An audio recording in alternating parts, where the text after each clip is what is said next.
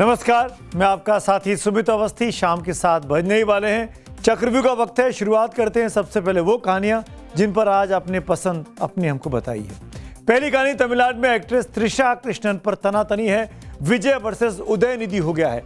इस खबर को 19% लोग देखना चाहते हैं। आगे विस्तार से इस पर बात करूंगा। कांवड़ यात्रा में उत्पात, भोले के भक्त क्या ऐसा कर सकते हैं? इस खबर में बहुत दिलचस्पी है। 23% लोग देखना चाहते हैं। 7:28 पर यूपी और उत्तराखंड से लेकर हर रिपोर्ट आपको दिखाएंगे। आखिरकार क्यों कुछ कांवड़िए कानून हाथ में ले रहे हैं। तो तीसरी स्टोरी की क्या E20 से सियासी माइलेज लेने का खेल शुरू हो गया है? इस खबर को 25% लोगों ने वोट किया है। आगे इस पर विस्तार से बात करते हैं।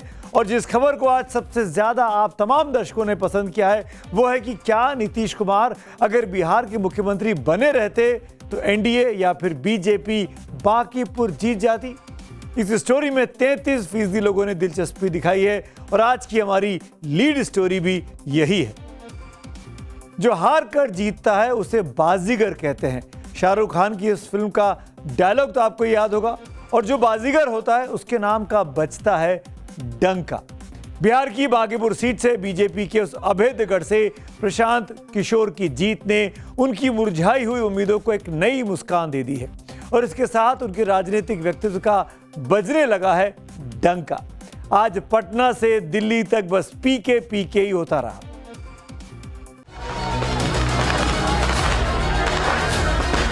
भाई पहली बार नीतीश कुमार को हटाकर भाजपा ने अपना मुख्यमंत्री बनाया और उस चुनाव को हार गए, उस क्षेत्र में हार गए जहां 30 वर्ष से हारे नहीं थे। तो निश्चित तौर पे उनके मुख्यमंत्री, उनके नेतृत्व पे उंगली उठेगी। उत्तर प्रदेश विधानसभा 2/3 बहुमत से जीते हैं और ये तो झांकी है, 229 बाकी है। अब अच्छे दिन आने वाले क्योंकि मोदी जी जाने वाले। हवा बीजेपी के खिलाफ घूम रहा है। तो ये जनता जो जनादेश दिया है उसे सड़कों पर।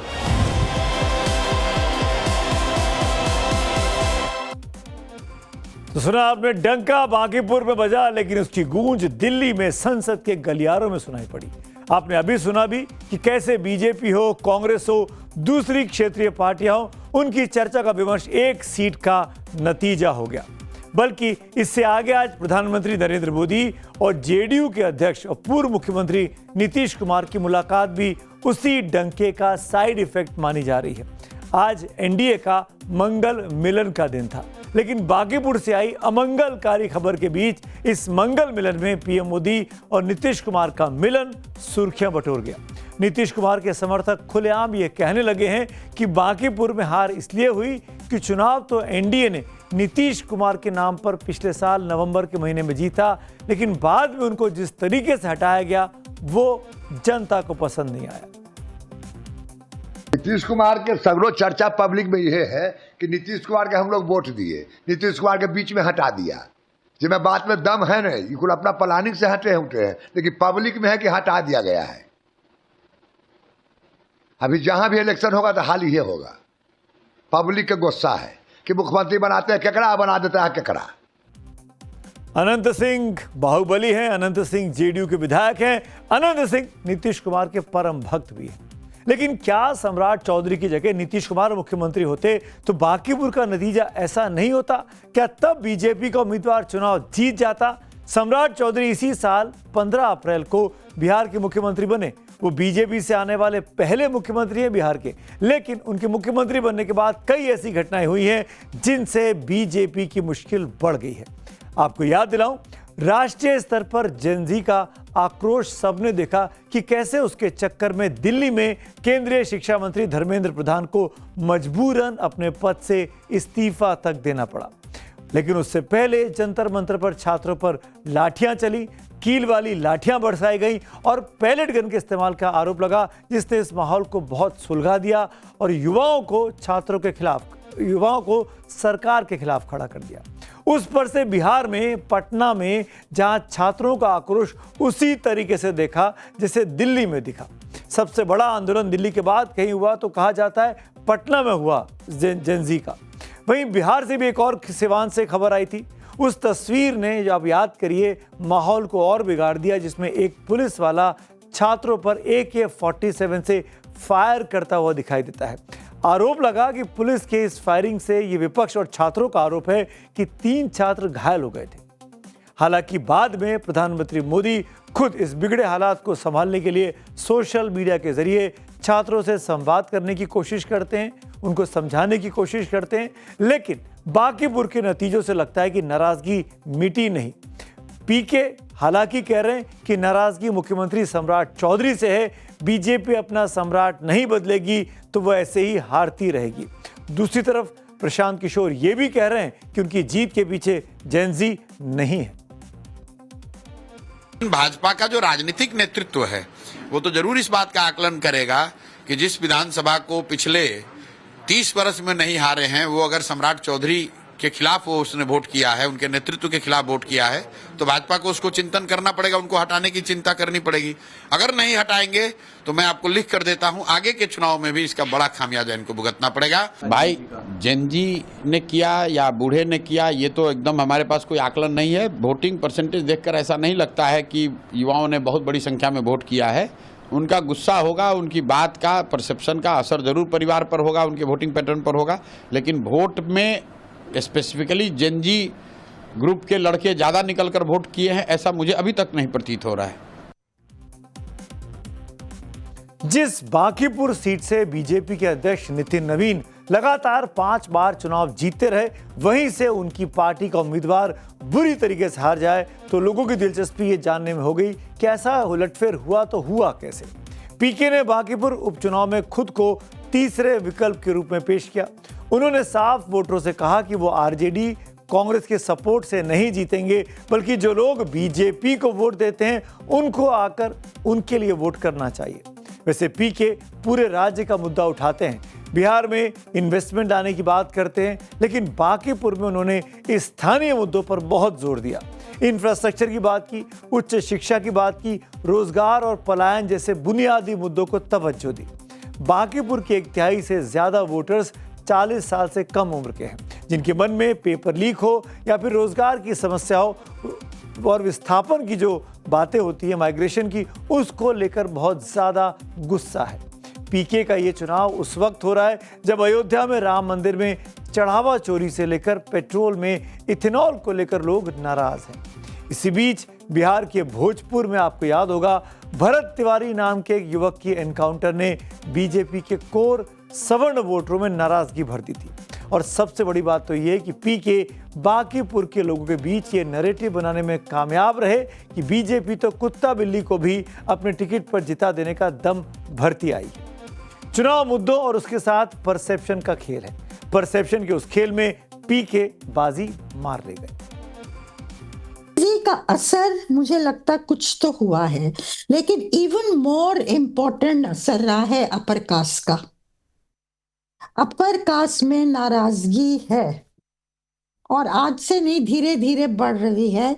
वो यूजीसी के नॉर्म्स भी जब आए थे ना, जो उन्होंने डिस्क्रिमिनेटरी माने, और आपको याद है कि पटना के स्टूडेंट इलेक्शंस में कांग्रेस की जीत हुई थी, जो बहुत सालों के बाद हुई थी, क्योंकि एक झटका देना चाहते थे विद्यार्थी। तो क्या यहां भी झटका देना चाह रहे हैं? दरअसल प्रशांत किशोर की जीत वाकई में चौंकाने वाली है। ऐसा इसलिए कि 8 महीने पहले हुए विधानसभा चुनाव में उनकी पार्टी जन सुराज को 1 सीट नहीं मिली थी। जिस बांकीपुर से वो जीत गए हैं, वहां भी पिछले विधानसभा चुनाव में जन सुराज पार्टी की उम्मीदवार वंदना कुमारी को सिर्फ 7,717 वोट मिले थे। वो अपनी जमानत तक नहीं बचा पाई थी। ऐसे में उस सीट पर पीके का बड़ी मार्जिन से जीत जाना उन औपचारिक कारणों से नहीं है जिनकी चर्चा हो रही है। उपचुनाव कहीं सरकार बनाने या बदलने के लिए नहीं होता। बांकीपुर के लोगों को भी पता है कि यहाँ के किसी उम्मीदवार के जीतने या हारने से प्रदेश की सरकार नहीं बदलने वाली है। ऐसे में बीजेपी के कोर वोटरों ने भी बुनियादी सवालों को लेकर पीके पर दांव आजमाया, तो मुस्लिम वोटरों ने भी आरजेडी को वोट देने की जगह प्रशांत किशोर की पार्टी को चुना। पीके की जीत के बाद बीजेपी से अपने से ज्यादा आरजेडी की हार बता रही है। बीजेपी आईटी सेल के प्रमुख अमित मालवीय ने एक लंबा चौड़ा पोस्ट कल एक्स पर लिखा।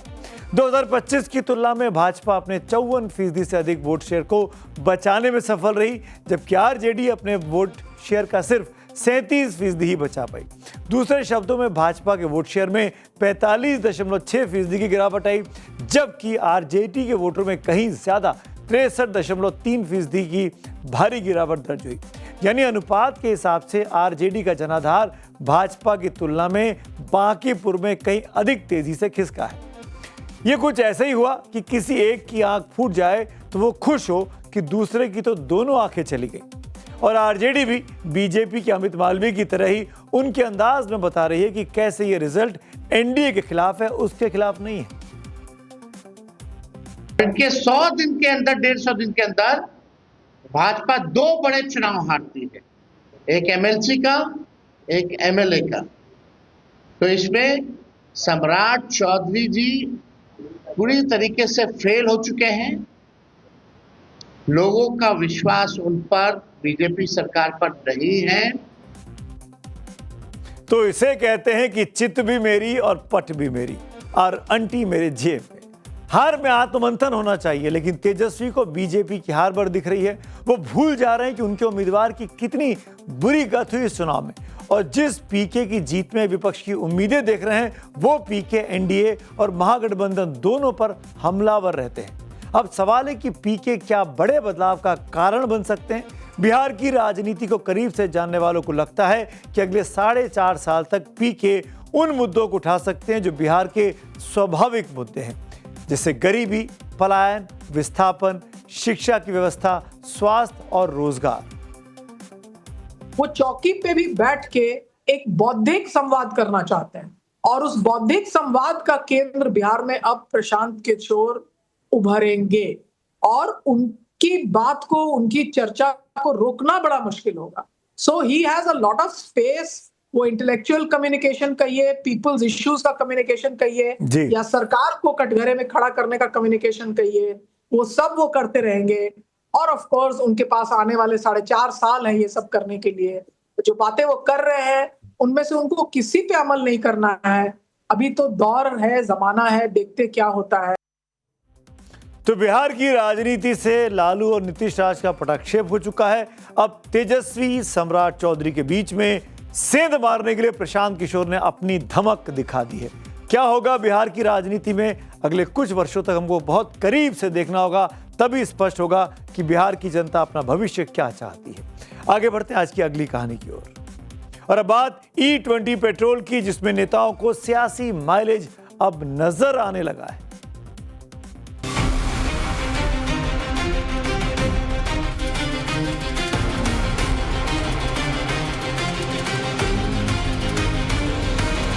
पेट्रोल चोरी बंद करो, बंद करो, बंद करो, बंद करो, बंद करो।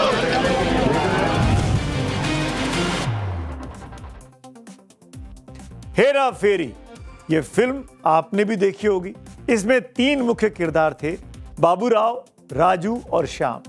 आज E20 पेट्रोल से पुरानी गाड़ियों का इंजन बाबूराव की तरह ही परेशान है। थोड़ा घबराया है, थोड़ा गर्म और बार बार ट्यूनिंग मांग रहा है। और बाबूराव वाली जनता सरकार और विपक्ष के बीच में फंसी हुई दिखाई दे रही है। विपक्ष सरकार पर E20 पेट्रोल के जरिए हेरा फेरी का आरोप लगा रहा है, तो वहीं सरकार इसे देश के विकास का फ्यूल बताते हुए नहीं थकती है।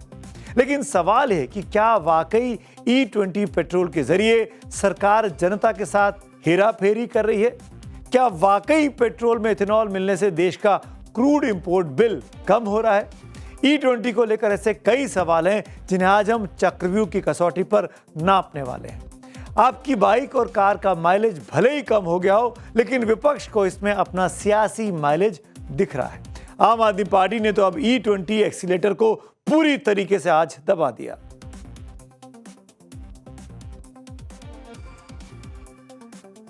आज अरविंद केजरीवाल समेत आम आदमी पार्टी के कई दिग्गज नेता प्रधानमंत्री आवास तक मार्च के लिए निकल पड़े। हालांकि दिल्ली पुलिस ने इन्हें बीच में फिरोज शाह रोड पर रोक दिया। इसके बाद केजरीवाल, संजय सिंह और मनीष सिसोदिया समेत पार्टी के कई नेता सड़क पर धरने पर बैठ गए। मैं यही कहना चाहता हूं केजरीवाल साहब के नेतृत्व में ये E20 की लड़ाई आगे भी जारी रहेगी और ट्रंप की गुलामी और दलाली, अमेरिका की गुलामी और दलाली नरेंद्र मोदी को करने नहीं देंगे। तैयार हो सब लोग? तैयार हो?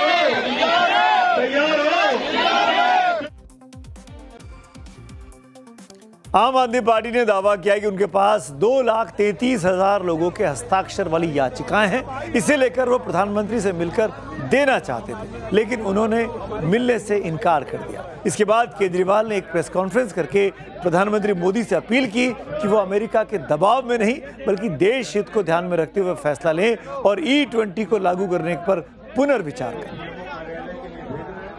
भाई, जब इंजन के पार्ट भी खराब होते हैं, माइलेज भी खराब होती है, तो फिर क्यों जबरदस्ती कर रखी है? तो देखने में पता चलता है जबरदस्ती इसलिए कर रखी है कि ट्रंप वो मोदी जी के सर पे बैठा है। ट्रंप इनको इतना दबाव डाल रहा है कि मोदी जी की हिम्मत नहीं है ट्रंप के सामने ना कहने की। ट्रंप जो है वो जबरदस्ती कर रहा है कि अमेरिका से इथेनॉल खरीद के भारत में बेचो, इसलिए ये पूरा E20 आया हुआ है। इस हेरा फेरी की कहानी में एक किरदार और भी है E20 का जुड़ा हुआ। केजरीवाल से पहले तहसीन पूनावाला, जो कि एक सोशल एक्टिविस्ट हैं, उन्होंने भी E20 पेट्रोल के खिलाफ मार्च निकालने का ऐलान किया था।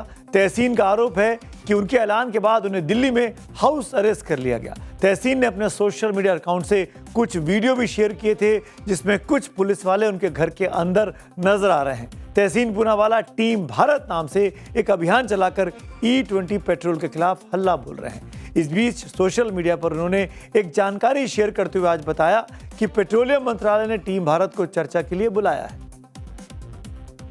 अभी कुछ समय पहले मुझे पेट्रोलियम और नेचुरल गैस मंत्रालय से एक फोन आया जिसमें टीम भारत को दोबारा से आमंत्रित किया गया चर्चा के लिए, वार्तालाप के लिए। इस बार जिन बिंदुओं पर चर्चा होगी वो दो है, एक प्राइसिंग पेट्रोल का, दूसरा चॉइस ऑफ पेट्रोल। 3 या 4 दिन में ये मीटिंग होगी। टीम भारत वार्तालाप और संवाद में मानता है। देश में करीब 31 करोड़ पेट्रोल से चलने वाले वाहन इस वक्त सड़कों पर हैं, जिसमें 26 करोड़ से ज्यादा 2 व्हीलर हैं, 5 करोड़ से ज्यादा 4 व्हीलर्स हैं।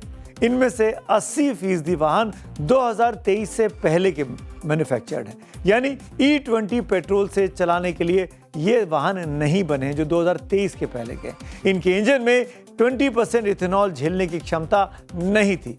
ये मुद्दा सीधे सीधे करीब 40 से 50 करोड़ मतदाताओं से जुड़ा हुआ है, जिसमें अधिकतर मध्यम वर्ग से आते हैं। मध्यम वर्ग को लंबे समय से एक ऐसा साइलेंट वोट बैंक माना जाता रहा जो बड़ा सियासी उलटफेर करने का दम रखता है। इसीलिए विपक्ष को जेन जी की तरह इसमें भी भविष्य के वोट नजर आते हैं।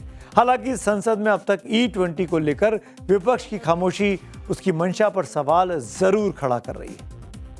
आस्था के साथ खिलवाड़ करने का काम भारतीय जनता पार्टी ने किया है और मैं तो स्पष्ट रूप से कहूं, हजारों करोड़ रुपए की चोरी है। सरकार तो हर मुद्दे पर चर्चा करेगी, कोई नोटिस भी नहीं दिया कि अगर E20 पे चर्चा चाहते हो तो किस नियम में दिया है कांग्रेस या समाजवादी पार्टी या आप पार्टी ने, तो बिना नोटिस के सदन में उल्लेख भी नहीं करना चाहते हैं। सर, समाजवादी पार्टी पार्लियामेंट में नहीं उठा रही इस इशू को, सोशल मीडिया पर तो उठाती है। सोशल मीडिया पर उठा, पार्लियामेंट में एक ही बहुत बड़ा मुद्दा है, उसके बाद खूब जब पूरा हो जाएगा तब ये उठाएंगे। ऐसा नहीं है कि सरकार को इतना बड़ा मुद्दा दिखाई नहीं दे रहा। सोशल मीडिया पर लोगों के गुस्से की भनक सरकार को भी है, इसीलिए अब सरकार भी मान रही है कि E20 पेट्रोल से माइलेज भी कम होता है और पुरानी गाड़ियों के पार्ट्स पर भी विपरीत असर पड़ रहा है। लेकिन इंजन सीज होने का कोई प्रूफ नहीं है, सरकार का ऐसा कहना है। 30 जुलाई 2026 को लोकसभा में सड़क परिवहन और राजमार्ग मंत्री नितिन गडकरी ने एक लिखित जवाब में कहा कि E20 पेट्रोल से गाड़ियों का माइलेज 2 से 6% तक घट सकता है, जो गाड़ियों की कैटेगरी और उम्र पर निर्भर करेगा। इससे पहले 29 जुलाई को राज्यसभा में भी गडकरी ने एक और जानकारी देते हुए कहा था कि 1 अप्रैल 2025 से 2016 के बीच बनी BS3 पेट्रोल गाड़ियों में E20 के इस्तेमाल से कुछ रबर के पुर्जे और गैस्केट खराब हो सकते हैं।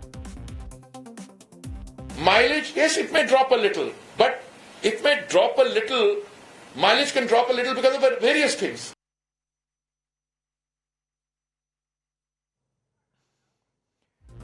E20 का मामला सिर्फ माइलेज और इंजन तक सीमित नहीं है, अब इसकी आर्थिक लागत पर भी बड़े सवाल खड़े हो रहे हैं। इथेनॉल बनाने को लेकर जो लागत आ रही है वो कितनी जेन्युइन है। अर्थशास्त्री हैं जाने माने विजय सरदाना, आपने अक्सर तमाम टीवी डिबेट्स में इनको देखा होगा। उन्होंने एथेनॉल की लागत को लेकर एक डिटेल्ड वीडियो बनाकर अपने यूट्यूब चैनल पर पोस्ट किया है। उनके मुताबिक एथेनॉल की वास्तविक आर्थिक लागत लगभग 150 रुपए प्रति लीटर बैठती है। अगर आप ये सारी कीमत जोड़ेंगे, किसान की मेहनत, उसके जो खर्चे होंगे वो, उसके बाद बुआई तक के जितने खर्चे, फिर उसका हार्वेस्टिंग, फिर प्रोसेसिंग, फिर मिलिंग, ट्रांसपोर्टेशन, स्टोरेज, उस पे सब्सिडी, दुनिया भर के जो खर्चे हैं, अगर आप इन सबको जोड़ते हो तो इथेनॉल का दाम हिंदुस्तान में 150 रुपए लीटर के आसपास बैठता है। शायद इसीलिए हेरा फेरी के आरोप लग रहे हैं कि आखिरकार क्या है ये पूरा मामला। विजय सरदाना का कहना है कि एथेनॉल पेट्रोल का सस्ता विकल्प नहीं है, लेकिन जब इसे लागू किया गया था तब सरकार ने इसके सस्ता होने का दावा किया था। हालांकि अब केंद्र सरकार का कहना है कि तेल कंपनियां एथेनॉल को पेट्रोल से ज्यादा महंगे दाम पर खरीद रही हैं। इसका मतलब साफ है कि E20 पेट्रोल सस्ता नहीं हो सकता। असल में E20 पेट्रोल की कीमत शुद्ध पेट्रोल से ज्यादा आ रही है। तो फिर सवाल यह है कि शुद्ध पेट्रोल महंगा क्यों बिकता है? अगर एथेनॉल पेट्रोल से महंगा है तो फिर ऑयल का इंपोर्ट बिल कम कैसे होगा, जैसा कि सरकार का दावा रहा है? एक तो एथेनॉल महंगा पड़ रहा है और ऊपर से इसे बनाने में पानी की बर्बादी और पर्यावरण को भी बड़ा नुकसान बताया जाता है। तो फिर ऐसे में सरकार एथेनॉल वाले पेट्रोल को बेचने पर क्यों इतनी एडमेंट दिखती है? सरकार पर यह भी आरोप लग रहे हैं कि पेट्रोल में E20 मिलने के पीछे का मकसद आम जनता को राहत नहीं है, बल्कि एथेनॉल लॉबी को फायदा पहुंचाने का है। अब एक तरफ जनता है तो दूसरी तरफ सरकार है। विपक्ष ने भी E20 को बना लिया है बड़ा सियासी हथियार।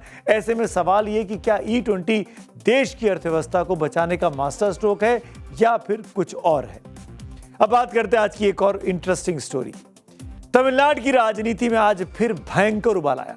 ऐसा माहौल दिन भर चेन्नई की सड़कों पर रहा जैसे कोई फिल्म की स्क्रिप्ट के अनुसार सियासत खेल रहा।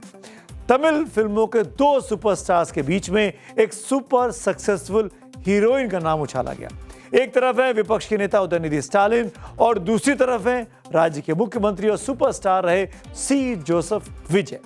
और इन दोनों दिग्गजों की सियासी जंग के बीच एंट्री हो गई है मशहूर अभिनेत्री त्रिशा कृष्णन की, जो कि सीएम विजय की दोस्त भी हैं। और यही रिश्ता तनातनी का विषय बन गया है।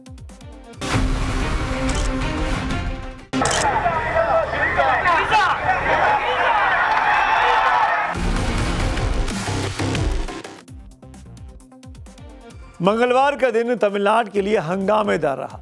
डीएमके के फायर ब्रांड लीडर और विपक्ष के नेता उदयनिधि स्टालिन को पुलिस ने उनके चेन्नई आवास से अचानक पहुंचकर गिरफ्तार कर लिया। आरोप इतने संगीन है कि 6 धाराओं में एफआईआर दर्ज की गई है विपक्ष के नेता के खिलाफ। लेकिन बवाल की असली जड़ क्या है?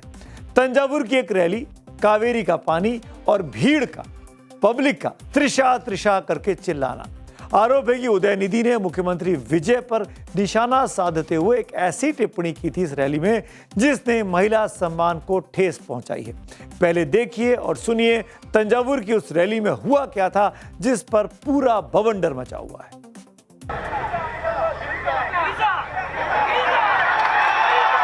எங்க தண்ணி வருதோ இல்ல அங்க தண்ணி வரணும். காவிரி சொன்னேன். उदयनिधि भले ही कह रहे हो कि उन्होंने कावेरी नदी के पानी की बात की, लेकिन उनके पानी वाले जुमले ने राज्य की सियासत में भूचाल ला दिया है। कैसे? सुनिए इसको जरा। तमिलनाडु सरकार में कैबिनेट मंत्री और सीएम विजय के बेहद करीबी आदव अर्जुन ने उदयनिधि को अश्लील निधि का नाम दे दिया। अर्जुन ने कहा कि विपक्ष के नेता ने राजनीतिक संवाद का स्तर बेहद नीचे गिराया है। मामला सीधे थाने पहुंचा और इसके बाद चेन्नई पुलिस उदयनिधि के दरवाजे पर पहुंच गई। गिरफ्तारी से बचने के लिए उदयनिधि ने मद्रास हाईकोर्ट में अग्रिम जमानत की अर्जी लगाई, लेकिन सुनवाई से पहले पुलिस ने एक्शन ले लिया।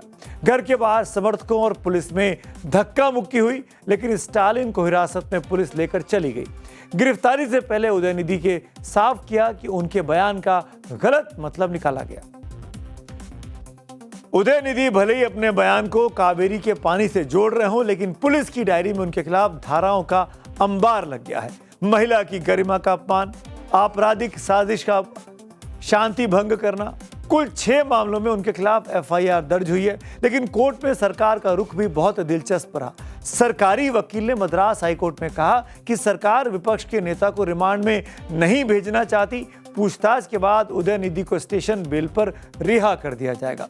लेकिन सवाल उठता है कि मुख्यमंत्री विजय पर हमले के बीच त्रिशा का नाम क्यों आया? आखिरकार 2 बड़े नेताओं के बीच में त्रिशा क्यों चर्चा में है? आखिर विजय और त्रिशा के रिश्ते को क्यों सियासी हथियार बनाकर मजाक उड़ाया जा रहा है? तमिल सिनेमा में सी जोसेफ विजय और त्रिशा कृष्णन की जोड़ी को गोल्डन पेयर इन दिनों कहते हैं।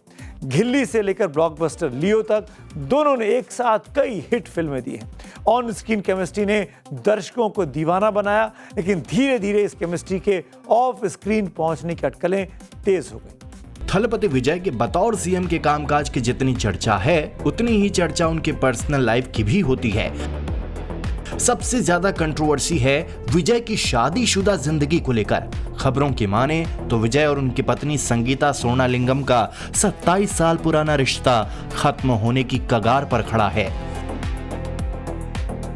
पिछले साल संगीता सोनालिंगम ने थलपति पर धोखा देने का आरोप लगाया था। इस बीच एक्ट्रेस त्रिशा कृष्णन के साथ विजय का नाम जुड़ने लगा है। 10 मई को जब विजय तमिलनाडु के सीएम पद की शपथ ले रहे थे तो हॉल में त्रिशा भी मौजूद थीं। इससे पहले 4 मई की ये तस्वीर आपको याद है ना? नतीजों के ऐलान के साथ ही त्रिशा कृष्णन चेन्नई में विजय के घर पहुंची थीं। इतना ही नहीं, रिजल्ट से पहले तिरुमाला मंदिर जाकर बालाजी के दर्शन भी किए थे। कहा यह जा रहा है कि विधानसभा चुनाव में टीवीके की जीत में विजय के लेडी लक की भी बड़ी भूमिका रही। दोनों की जोड़ी को साउथ सिनेमा की सुपरहिट जोड़ियों में से एक माना जाता है। त्रिशा कृष्णन और विजय ने साल 2004 में पहली बार फिल्म घिल्ली में काम किया था और ये सुपरहिट रही। त्रिशा और विजय जब एक बार एक्ट्रेस अनु हासन के चैट शो कॉफी विद अनु में नजर आए थे तो एक्ट्रेस ने विजय के बारे में कई सारी बातें बताई थीं।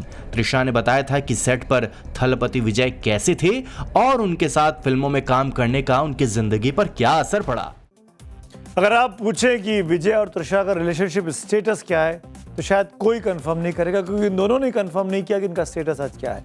लेकिन जब एक मुख्यमंत्री का पद संभाल रहा सुपरस्टार विपक्ष के निशाने पर हो तो भीड़ निजी जिंदगी को उछालने से नहीं चूकती है। तंजावुर की रैली में भी भीड़ का त्रिशा त्रिशा चिल्लाना इसी गॉसिप का नतीजा था, जिस पर उदयनिधि ने बहती गंगा में हाथ धोने की कोशिश की।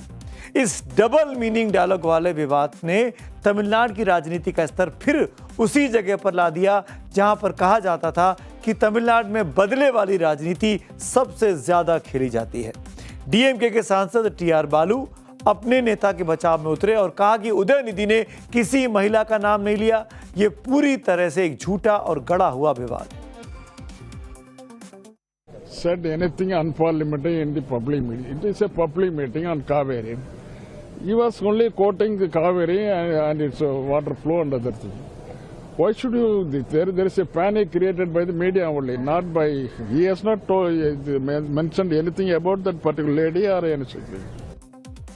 करुणानिधि के पोते और पिता स्टालिन की सरकार में डिप्टी सीएम रहे उदयनिधि के लिए विवाद कोई नई बात नहीं है। याद कीजिए उदयनिधि वो बयान जिसने पूरे देश में एक तरीके से राजनीतिक तूफान ला दिया था जब उनकी अपनी सरकार थी, उनके पिताजी मुख्यमंत्री थे। 2 सितंबर 2023 को तमिलनाडु के कैबिनेट मिनिस्टर रहते हुए उदयनिधि ने सनातन धर्म की तुलना डेंगू, मलेरिया और कोरोना से की थी। उदयनिधि ने कहा था कि सनातन का सिर्फ विरोध नहीं बल्कि इसे जड़ से खत्म करना जरूरी है। इस बयान पर पूरे देश में उस वक्त बवाल मचा था। वहीं इसी साल 12 मई को तमिलनाडु विधानसभा में बतौर नेता विपक्ष उदयनिधि ने एक बार फिर अपनी बात दोहराई। कहा कि सनातन लोगों को बांटता है, इसीलिए इसे खत्म किया जाना चाहिए। सनातन पर विवादित बयानों के बाद अब उदयनिधि महिला सम्मान के मुद्दे पर घिर गए। सियासत में शब्दों की बाढ़ कब बूमरैंग बनकर खुद को घायल कर दें, ये कोई नहीं जानता। पड़ोसी राज्य कर्नाटक के साथ दशकों पुराने कावेरी जल विवाद में इस नदी का पानी तमिलनाडु के खेतों तक पहुंचे या ना पहुंचे, लेकिन उदयनिधि के बयान ने राजनीतिक सरगर्मियों के तापमान को जरूर इस वक्त उबाल पर ला दिया है। अब बात करते हैं आज की अगली कहानी। बात कांवड़ियों की, बात कांवड़ यात्रा की आस्था का सबसे बड़ा पर्व, लेकिन हर साल कुछ तस्वीरें सवाल छोड़ जाती हैं जिनसे मुंह नहीं मोड़ा जा सकता। सवाल उन लाखों कांवड़ियों पर नहीं है जो शांतिपूर्वक पूरी आस्था और श्रद्धा के साथ इस यात्रा को पूरी करते। सवाल उन कांवड़ियों पर है जो भक्ति के आड़ में कानून को खुलेआम चुनौती देते दिखाई देते हैं, और उन कानून के रक्षकों पर है जो कुछ करते नहीं। सवाल यह भी है कि जब सड़क पर मारपीट, तोड़फोड़ और हंगामे कैमरे में कैद हो रहे हो, तब कानून का डर आखिर कहां गायब हो जाता है? भोले के नाम पर नकली यात्रा क्या कानून को चुनौती देने का लाइसेंस है? हाथ में कावड़, मुंह पर हर हर महादेव, लेकिन कुछ जगहों पर तस्वीर ऐसी जहां भक्ति कम और हंगामा ज्यादा दिखाई दे रहा है। क्या यही है आस्था का स्वरूप, या फिर कुछ कांवड़िए श्रद्धा के आड़ में कानून को बंधक बना रहे हैं?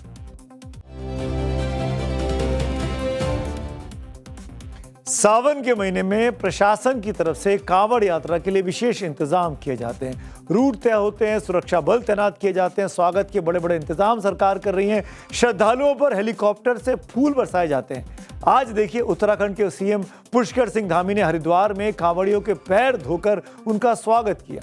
लेकिन सवाल ये भी है कि क्या स्वागत और सम्मान का मतलब कानून से छूट है?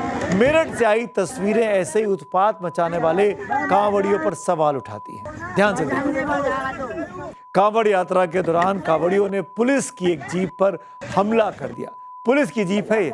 जीप में तो तोड़फोड़ की ही, जीप में बैठे 2 लोगों को भी खींच लिया गया। बीच सड़क पर दोनों लोगों की जमकर पिटाई की गई। मौके पर मौजूद वर्दीधारी पुलिसकर्मी बीच बचाव करने की कोशिश करते हुए नजर तो आया, लेकिन मारपीट कर रहे कांवड़ियों की भीड़ के सामने पुलिस वाले बेहद बेबस दिखाई दिए। जब सोनू और उसके साथी को जीप में बैठा कर ले जाया जा रहा था, तब कुछ कांवड़ियों द्वारा इनके साथ में मारपीट की गई है। जो यह वीडियो है उसमें वो पुलिसकर्मी नहीं है, जबकि सोनू और उसका साथी है। इसी दौरान बीच बचाव करते समय थाना दौराला के एक हेड कांस्टेबल को हाथ, कंधे और फेस पर कुछ चोटें आई हैं। बेहद हृदय विदारक तस्वीरें हैं। पूरी अगर तस्वीरें आप देख लेंगे तो दिल कांप जाता है कि ये क्या हो रहा है। मैं एक बार फिर कह रहा हूं कि कांवड़ यात्रा में शामिल होने वाले सभी कांवड़िए उत्पाती नहीं होते, लेकिन कुछ ही वजह से सवाल खड़े हो जाते हैं। इन लोगों में शामिल कुछ लोग आस्था का चोला ओढ़कर धर्म और आस्था को बदनाम करने की क्या कोई गंदी साजिश तो नहीं कर रहे हैं? अगर कोई भी व्यक्ति कांवड़िए की पहचान के साथ तोड़फोड़ करे, मारपीट करे या सार्वजनिक संपत्ति को नुकसान पहुंचाए, तो क्या तब भी कानून का रवैया ऐसा ही होना चाहिए? पूरी घटना कैमरे में कैद है। पुलिस वाले भी घायल हुए हैं, लेकिन आरोपी कांवड़ियों पर कोई एक्शन नहीं लिया गया, और शायद इसीलिए उत्पात मचाने वाले कांवड़ियों का हौसला दिन पर दिन बढ़ता जाता है। अब एक और तस्वीर दिखाता हूं। ये लखनऊ से आई है, राजधानी से। ये तस्वीरें परेशान करने वाली हैं। चरक चौराहे पर बच्चों से भरी स्कूल वैन पर कुछ कांवड़ियों ने उत्पात मचाते हुए पत्थर फेंक दिए, जिससे स्कूल वैन के शीशे टूट गए। जब यह हमला किया गया, इस स्कूल वैन में छोटे छोटे बच्चे सवार थे। आसपास के लोगों ने विरोध किया तो आरोपी भागे। पत्थर फेंककर भाग रहे उत्पाती कांवड़ियों के क्या वो भी कैमरे में कैद हो गए। बाइक का नंबर साफ साफ दिखाई देता है। एक कांवड़िए का नाम भी उसकी टी शर्ट पर है और उसके पीछे नंबर तक लिखा हुआ है। लेकिन ये घटना कल की बताई जा रही है। अभी तक इन तीनों पर क्या एक्शन हुआ है मुझे नहीं पता। मेरे ख्याल से कोई एक्शन नहीं लिया गया है। मौके पर मौजूद लोगों का भी आरोप है कि पुलिस ने कोई एक्शन नहीं लिया, इन तीनों लड़कों को भाग जाने दिया। दोनों तरफ से यहाँ पे पथराव कर दिया, और वाले भी आ चुके थे, यहाँ पे देख रहे नहीं करी। आप बताइए। यहाँ पर आ चुके थे, मैंने उनसे बोला, कोई उन्होंने कार्रवाई नहीं करी। कोई कार्रवाई वो नहीं देख कर चुपचाप चले गए। पुलिस वालों ने कोई कार्रवाई नहीं करी। ये देख के चले गए। पुलिस वालों ने कुछ नहीं बोला। मतलब आपके सामने यहाँ पुलिस वाले खड़े थे, कोई किसी ने 112 खड़ी थी। खड़ी है, अभी भी खड़ी है। देख सकते हैं कि आप 112 गाड़ी सामने खड़ी हुई है, उसके बाद भी यहाँ पे कोई भी किसी तरह की कार्रवाई नहीं। छोटे छोटे बच्चे बैठे इधर आइए, छोटे छोटे बच्चे बैठे हुए हैं। ये गुंडाराज यहाँ का। सोचिए, स्कूल वैन है, बच्चे उसमें बैठे हुए हैं और उसके बावजूद उस पर पत्थर मारे गए, स्कूल वैन को तोड़ा गया। क्यों तोड़ा गया भगवान जाने। हो सकता है कि आने जाने ट्रैफिक में दिक्कत हुई पर, लेकिन आप तोड़ के चले जाएंगे। बच्चों को इस तरीके से कितना बड़ा खौफ उनके मन में आ गया होगा। ये सब लखनऊ में हुआ। अब मेरठ में भी कुछ कांवड़ियों ने बीच सड़क पर जमकर बवाल मचाया।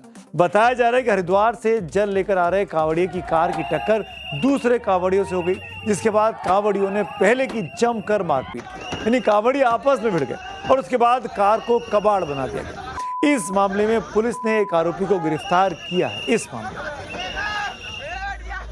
में रुड़की का ही एक और वीडियो आजकल वायरल हो रहा है, जिसमें कुछ कांवड़िए पुलिस वालों की बाइक से उतरकर एक युवक की पिटाई कर रहे हैं। सवाल यह कि जब कांवड़ यात्रा के लिए इतने इंतजाम किए जाते हैं, सुरक्षा को लेकर बड़ी बड़ी बैठकें होती हैं, तो ऐसे उत्पात मचाने वाले कांवड़ियों पर सख्त पुलिस एक्शन क्यों नहीं लिया जाता? पुलिस के सामने से, पुलिस की आंखों के सामने ये कांवड़िए कानून हाथ में ले लेते हैं। क्या यूपी या उत्तराखंड की पुलिस कांवड़ियों का सम्मान करने के बहाने उनके अपराधों को जानबूझकर नजरअंदाज करती है? तो पुलिस को चाहिए कि जहां पहले हस्तक्षेप करें, किसी प्रकार की कोई अप्रिय घटना न हो। अगर कांवड़ियों के द्वारा किसी प्रकार की कोई उदंडता की जा रही है, अनुशासनहीनता की जा रही है या आगजनी की बातें अक्सर प्रकाश में आती हैं, तो पुलिस को तदनुसार कानून और विधि सम्मत तरीके से स्थिति को नियंत्रित करना चाहिए। और अगर पुलिस भूल गई है कि उन्हें क्या कार्रवाई करनी चाहिए, क्या एक्शन लेना चाहिए, आरोपियों पर कौन सी धाराएं लगानी चाहिए, तो जो तस्वीरें आ रही हैं, जो वीडियो वायरल हो रहे हैं, उसके आधार पर आपको बताते हैं कि ऐसे लोगों पर क्या क्या धाराएं लगती हैं। सार्वजनिक संपत्ति को नुकसान पहुंचाने के लिए पीडीपीपी एक्ट 1984 की धारा 3 लगाई जाती है। शांति भंग और सार्वजनिक जगह पर लड़ाई के लिए बीएनएस की धारा 194 लगती है। दूसरे की संपत्ति को नुकसान पहुंचाने पर बीएनएस की धारा 324 लगती है। मारपीट करने पर बीएनएस की धारा 115 लगाई जाती है। इन तस्वीरों को देखकर तो यही लग रहा है कि उत्पात मचाने वाले कांवड़ियों को आस्था और भक्ति से कोई मतलब नहीं है, ये लोग सिर्फ हुड़दंग मचाने आए हैं। सरकार ने भी कांवड़ यात्रा के लिए कितने इंतजाम किए हैं, उसको भी आपको जानना चाहिए।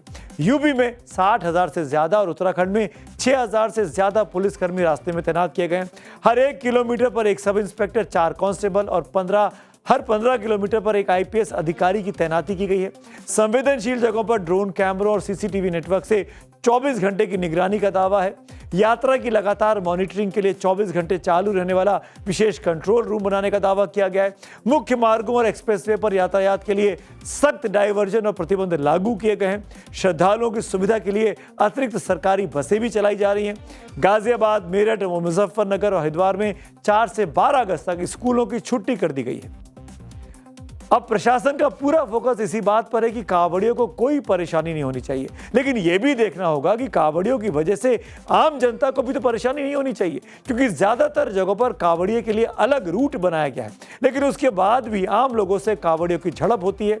गाजियाबाद के मुरादनगर में कांवड़ियों की ट्रैक्टर ट्रॉली और एम्बुलेंस के बीच भीषण टक्कर हो गई, जिसके बाद कुछ कांवड़ियों ने पुलिस एम्बुलेंस में जमकर तोड़फोड़ की। कांवड़ियों ने धरना देकर हाईवे जाम लगा दिया। बाद में पुलिस ने मामले को शांत कराया। इसी तरह एक और वीडियो वायरल है। बताया जा रहा है कि एक ट्रक का एक्सीडेंट हुआ। इस दौरान कुछ कांवड़ियों ने ट्रक में लूटपाट शुरू कर दी। मुजफ्फरनगर में मामूली कहासुनी के बाद कुछ कांवड़िया आपस में ही भिड़ गए। इस दौरान जमकर मारपीट हुई। पुलिस ने किसी तरीके से बीच बचाव करके मामले को शांत कराया। इसी तरह कांवड़ियों के डांस का एक वीडियो वायरल है। बीच सड़क पर कुछ कांवड़िए डीजे की धुन पर ऐसे झूम रहे हैं, ऐसा गाना बज रहा है जो हम आपको सुना भी नहीं सकते हैं, इतने आपत्तिजनक शब्द हैं। सोचिए, जिस इलाके में गाने डीजे बज रहे होंगे, वहां रहने वाले लोगों को कितनी शर्मिंदगी महसूस हो रही होगी। अब बात करते हैं कार्यक्रम के आखिर में मेरे फेवरेट सेगमेंट पब्लिक व्यू की। शांतनु जी का पोस्ट है, बिहार में आज भी एक बड़े वर्ग के लिए नीतीश कुमार ही सुशासन का पर्याय है। बांकीपुर की हार दिखाती है कि शायद एनडीए ने उन्हें विदाई नहीं दी जिसके वो हकदार हुआ करते थे। एक और पब्लिक व्यू है कांवड़ पर, हिमानी रावत जी का। पवित्र इस सावन के महीने में आस्था का प्रतीक कांवड़ यात्रा के दौरान कुछ उपद्रवियों की वजह से इस पर सवाल खड़े हो रहे हैं। क्या हमारे समाज और कानून को इस पर कड़ाई से एक्शन लेने की जरूरत नहीं है? और यही तो चक्रव्यूह की टीम भी कह रही है। आज मेरे साथ इतना ही, कल मुलाकात होगी, तब तक के लिए शुभ रात्रि।